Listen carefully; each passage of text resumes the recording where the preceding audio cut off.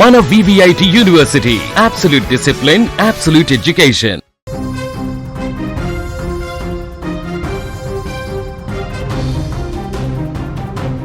ప్రకృతి కోపానికి విధి ఆడిన వింత నాటకానికి ఆ దేశం అతలాకుతలమైపోతోంది.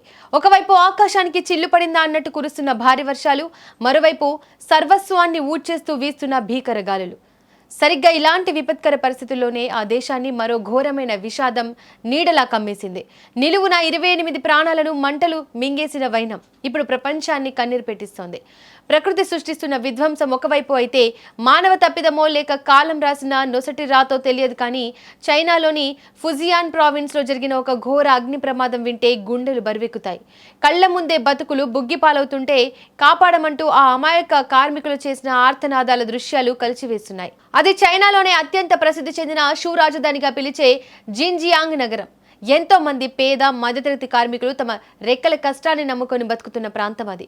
అక్కడ ఉన్న హుయిటెంగ్ షూస్ ఫ్యాక్టరీలో గురువారం ఎప్పటిలాగే కార్మికులంతా తమ పనుల్లో నిమగ్నమయ్యారు. తమ కుటుంబాల ఆకలి తీర్చడం కోసం, పిల్లల చదువుల కోసం ఆ బహుళ అంతస్తుల భవనంలో వందలాది చేతులు శ్రమిస్తున్నాయి. కానీ ఆ రోజు కాలం వారిపై కసి పెంచుకుంది. మధ్యాహ్నం సమయం ఒక్కసారిగా ఆ బిల్డింగ్లో మంటలు చెలరేగాయి.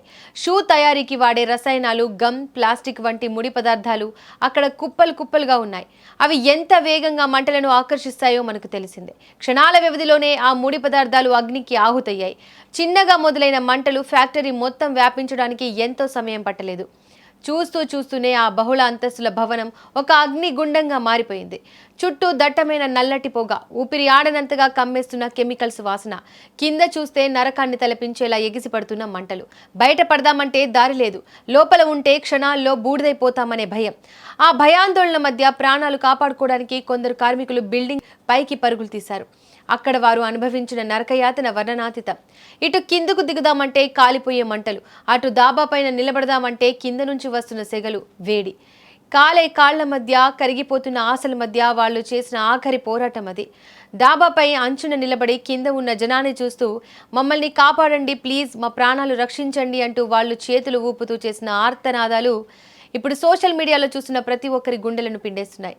ఎంత దారుణం అది! తలదాచుకోవడానికి ఉన్న ఆ భవనమే వారికి ఒక సజీవ సమాధిగా మారుతుందని వారు ఊహించి ఉంటారా? కళ్ల ముందే తోటి కార్మికులు కాలిపోతుంటే తమ వంతు ఎప్పుడు వస్తుందోనని ఆ డాబా పైన వారు పడ్డ వేదన వర్ణనాతీతం. ఆ వేడిని భరించలేక, ఆ పొగను పీల్చలేక చివరకు 28 మంది అమాయక ప్రాణాలు అక్కడికక్కడే గాల్లో కలిసిపోయాయి. ఇక ప్రమాద సమాచారం అందిన వెంటనే దాదాపు 200 మంది అగ్నిమాపక సిబ్బంది, 35 ఫైర్ ఇంజిన్లతో ఘటనా స్థలానికి చేరుకున్నారు. కానీ అప్పటికే జరగకూడని నష్టం జరిగిపోయింది. మంటలు అంతకంతకు ఎగిసి పడుతుండటంతో లోపలికి వెళ్లడం రెస్క్యూ టీం సైతం నరకప్రాయంగా మారింది. ఎంతో కష్టపడి మంటలనైతే అదుపులోకి తెచ్చారు. కానీ ఆ భవన శిథిలాల మధ్య ఇంకెంత మంది చిక్కుకుపోయారు అన్న ఆందోళన ప్రతి ఒక్కరిని వెంటాడుతోంది.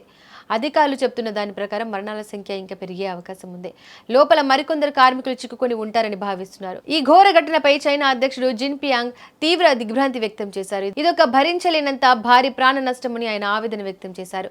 బాధితుల కుటుంబాలను ఆదుకోవాలని, దీనికి కారణమైన వారిపై కఠిన చర్యలు తీసుకోవాలని అధికారులను ఆదేశించారు.